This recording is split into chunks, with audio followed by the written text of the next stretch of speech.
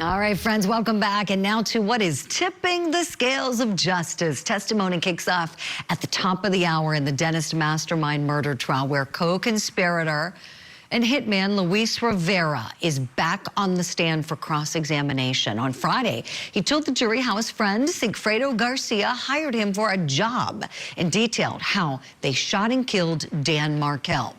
But Rivera didn't just implicate Charlie Adelson in the murder-for-hire plot. He also placed blame on Dan Markel's ex-wife, Charlie's sister, Wendi Adelson. And who was to get the money once the job was done?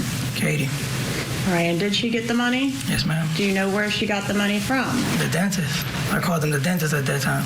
The dentist? Like Wendi and her brother.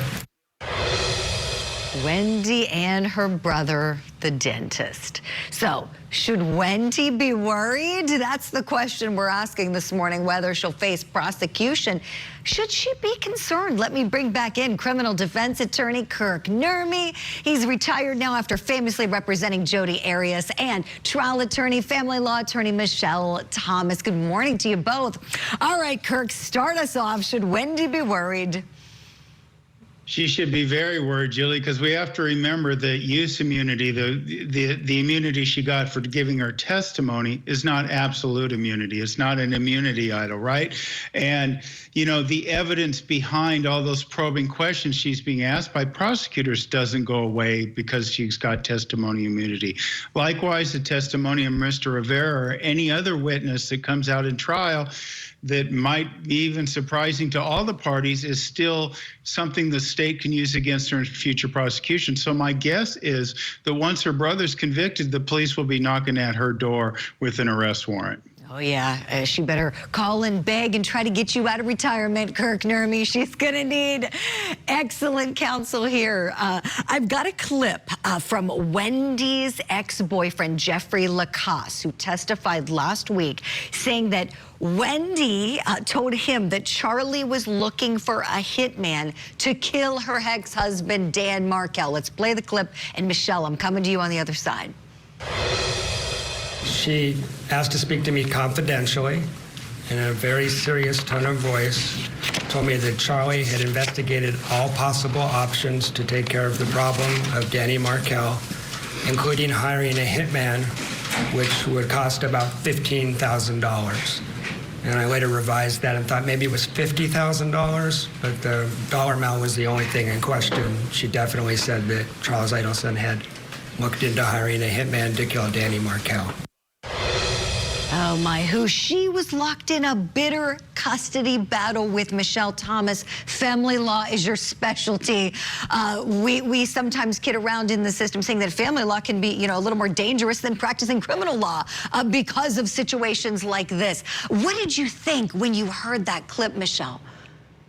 Yeah, good morning to you, Julie. So the problem with this ex-boyfriend's testimony is that he's clearly a bitter and scorned ex-boyfriend who has every motive to exaggerate or make things up. And the problem, Julie, is that his testimony just doesn't make any sense. In the midst of a breakup, she confides in him that she knows about this murder-for-hire plot, and at the same time, he does nothing about it. Who learns of a murder-for-hire plot that he alleges he took very seriously and then does nothing, does not call the police, and then goes out on a date with her the next day? And in his testimony, if you listen, he used language like, you know, like she strung me along and things like that. So this is somebody whose testimony is really not all the way credible, and I think they need more than this person. Well, this is interesting here. You say that, Michelle. Okay, thank you for that. I've got another clip. This is Wendi saying she would understand if police viewed her as a prime suspect. Isn't the first person in the interview that you mentioned was yourself? Yes. You said that you would understand if you were viewed as the prime suspect, right? Yes. Before you mentioned anyone else, you mentioned yourself. Yes. Okay.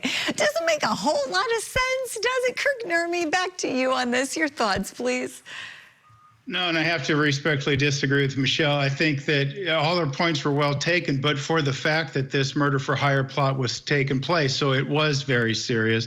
And while he may be prone to exaggeration, I think the fact that it was ultimately played out brings a great deal of credibility to his testimony. And Wendy's concession there that she would be the #1 suspect is born out of, I think, a guilt, a subconscious guilt, because she knows she got this whole ball rolling. That's why she should be worried. That's why she wanted immunity to begin with before she testified. So yeah, I think this house of cards is starting to fall down for, I believe, Wendi, her brother, of course, and possibly her parents down the road. I'm with you, Kirk. I think they all ought to be shaking in their boots this morning.